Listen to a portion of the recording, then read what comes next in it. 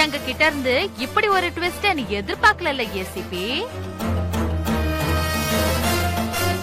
யார் நீங்க? சொல்றேன். அதுக்கு முன்னாடி உன்கிட்ட இருக்கிற பணத்தை எடுத்து பேக் பண்ணி அவர்கிட்ட கொடு.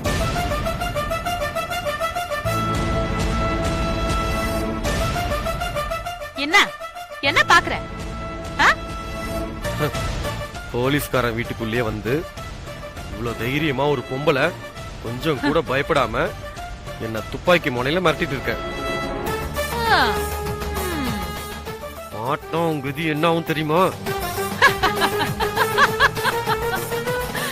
துப்பாக்கி முனையில இருக்கும்போது கூட டைலாக் டெலிவரியா? இதோ பாருடா, இதுதான்டா போலீஸ் ஸ்டைல்ல பேசுறிய. அப்படின்னா உனக்கு என்ன பார்த்து பயம் வரல, கரெக்டா? இந்த பார், நீ வச்சிருக்க துப்பாக்கி தட்டி வரதுக்கு எனக்கு 5 செகண்ட் போதும். ஆனா உன் பிளான் என்னன்னு தெரியாம நான் ஆக்ஷன் எடுக்க விரும்பல. ஓஹோ, அப்ப புலி பாயறதுக்கு தான் பதுங்கி இருக்கா? நான் கூட பணம் கொடுக்கறதுக்கு தான் பதுங்கி இருக்குன்னு தப்பு கணக்கு போட்டேன்.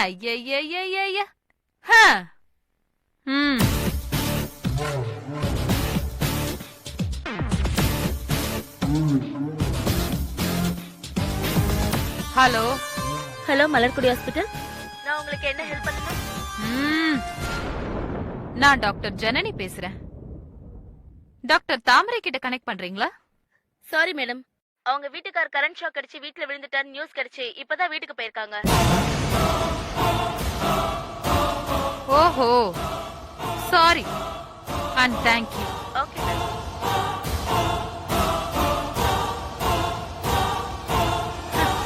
சும்மா காட்டி டாக்டர் ஜனனின்னு போய் சொன்ன. அப்பதானே உண்மையான ரீசன் சொல்வாங்க. உனக்கும் ஷாக்கா இருக்கும் தான் அப்படி சொன்ன. என் வைஃப் எங்க? ஓ, வைஃபோட கார் டிரைவர் எங்க கஸ்டடியில தான் இருக்கான். உனக்கு ஒண்ணு புரியல? உன் வைஃப் அவசர அவசரமா வந்து கார்ல ஏறினப்ப என் டிரைவர் மயக்க ஸ்ப்ரே அடிச்சிட்டான். காருக்குள்ளேயே உன் வைஃப் மயக்கமா சென்னையே சுத்தி பார்த்துட்டு இருப்பா.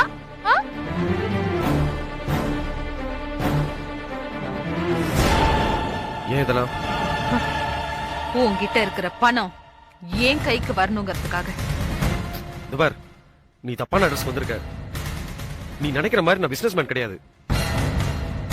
திரும்பவும் சொல்றேன், இந்த வீட்ல பணம்லாம் இல்ல. வாய மூடு. உன்னோட இந்த வெட்டி பேச்செல்லாம் வேற யார்கிட்டயாவது வச்சுக்க. யார்கிட்ட பணம் இருக்கும் இருக்காதுன்னு தெரியாம கூடவா பிளான் போடுவோம்? இந்த பார், மறுபடியும் சொல்றேன், நான் நேர்மையான ஆபீசர். வாய மூடு. காலேஜ் பசங்களுக்கு போதை மருந்து கொடுத்து என் பசங்க அவங்க உண்டு அவங்க வேலை உண்டுன்னு ஓஹோன்னு பிசினஸ் பண்ணிட்டு இருந்தானுங்க. அவங்க கிட்ட 30 லட்சம் ரூபாய் கமிஷன் வாங்கின கன்றாவி ஆபீசர் தானையா நீ?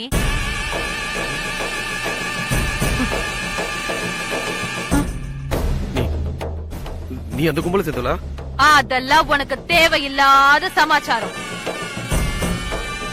நீ என் ஆளுங்க கிட்ட வாங்கின பணத்தை திருப்பி கொடுத்துட்டா நான் பாட்டுக்கு போயிட்டே இருப்பேன். இல்லனா? இல்ல, உன் கண்ணு முன்னாடியே உன் மனைவி கெடுக்கப்படுவா. உன் கையால அவ சாகடிக்கப்படுவா.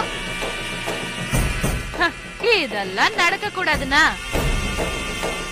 எங்க பணம் எங்களுக்கு வேணும்.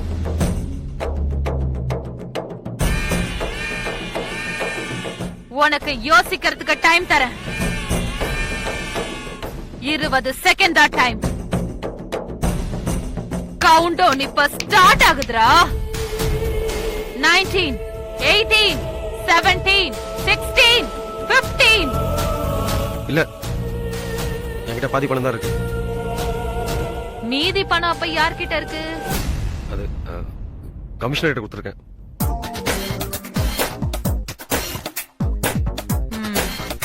சரி, உன்கிட்ட இருக்கிறது கொடு.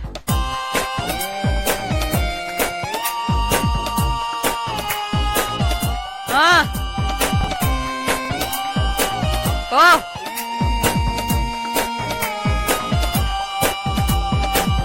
பின்னாடிலாம் வர மாட்டோம், பயப்படாத.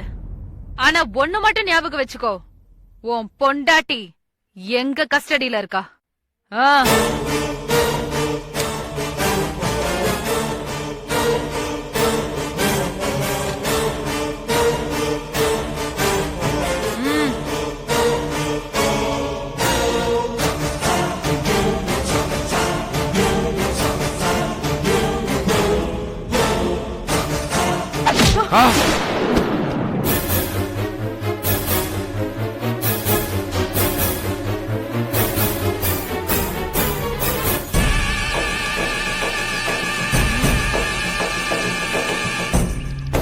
ம். ம்.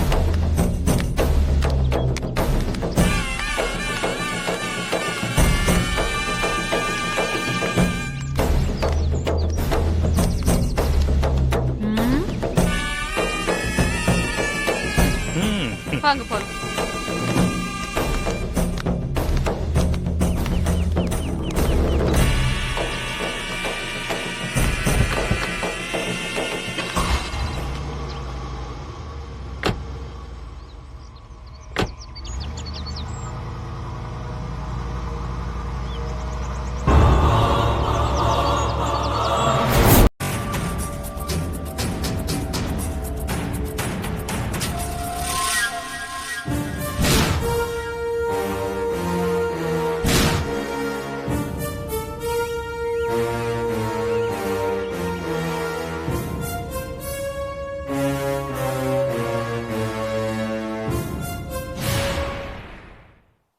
Very good.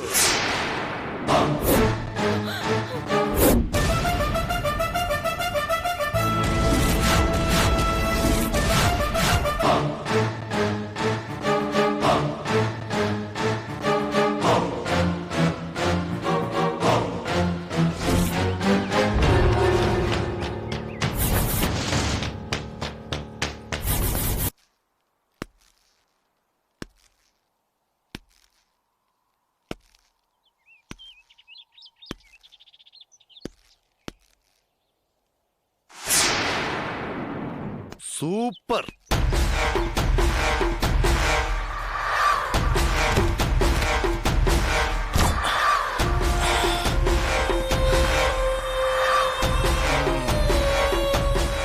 வாங்க சார்.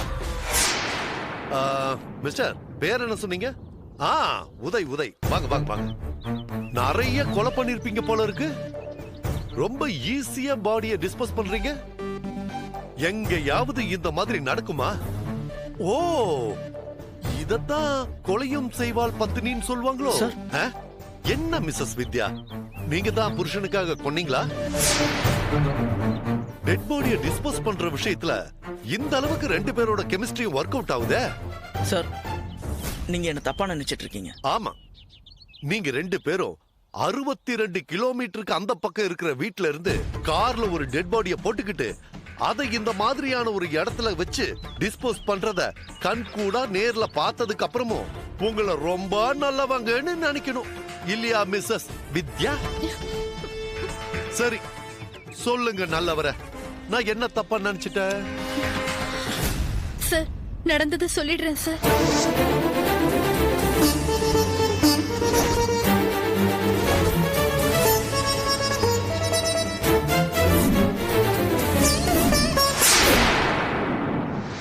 சார், உண்மையை சொல்லணும்னா நீங்க பேசின விதத்தை பார்த்து நான் பயந்துட்டேன் சார். நம்புற மாதிரியே இல்லையே.